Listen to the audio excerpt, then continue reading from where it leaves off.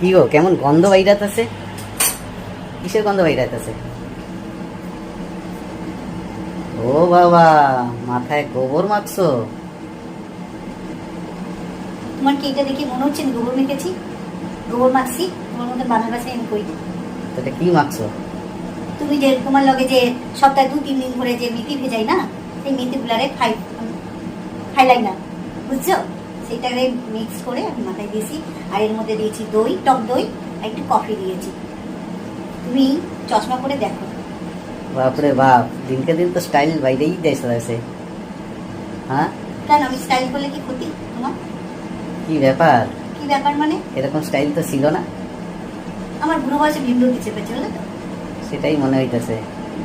ভীমরতি মাইয়াগুলো কোনো স্টাইল করে না, মা ধরছে স্টাইল। দেখতেছি, ফলো করতে হইব। তুমি ঘরে সিসিটিভি ক্যামেরা লাগাও, সারা রাস্তায়, সারা ঘরে, সারা উঠোরে সিসিটিভি ক্যামেরা লাগিয়ে দেখো আমি কি করি। সারা সপ্তাহে সময় পাই না, এই শনিবার রবিবার একটুখানি তুমি বাড়ি থাকো, তাই একটু সময় পাই। তাহলে তোমারই তো ফরমাস কাটতে কাটতে আমার জীবন যায়। ঠিক আছে, দেখতেছি, দেখো, ব্যবস্থা করতেছি।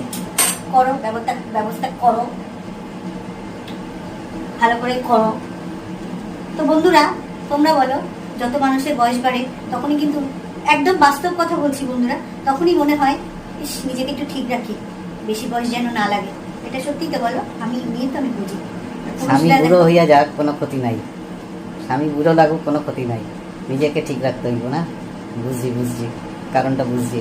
ঠিক আছে, তুমি দেখতেছি। এত বছর যাওয়ার পর আমাকে এখন বুঝছো, এই শেষ বয়সে বুঝছো। আমার আর কিছু করার নেই। তাড়াতাড়ি রান্না করো, তাড়াতাড়ি রান্না করো, খিদা পাইছে।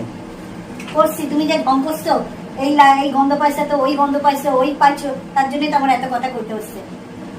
কি আর কমু বন্ধুরা, আমি কোন যুগে বাস করছি দেখো। বাইরের লোক কইলে মানা যায়, যার লগে এত বছর সংসার করছি সেই আমার এইসব কথা বলে। বলো ভাইবা, দেখো কি কমু, বলো কি যুগ এসছে দেখো। ইয়ং বেলায় কিছু করলাম না, এই বুড়া বসে এসে করবো। করবো তো করবো, আমারও মনে শান্তি গেছে, পিঞ্জে গেছি, আমার মনে বলছি আমি তাই। পরপুরুষের জন্য আমি মাথায় কলম লাগাই, উড়ি উড়ি বাবা উড়ি, বলে তা যাও।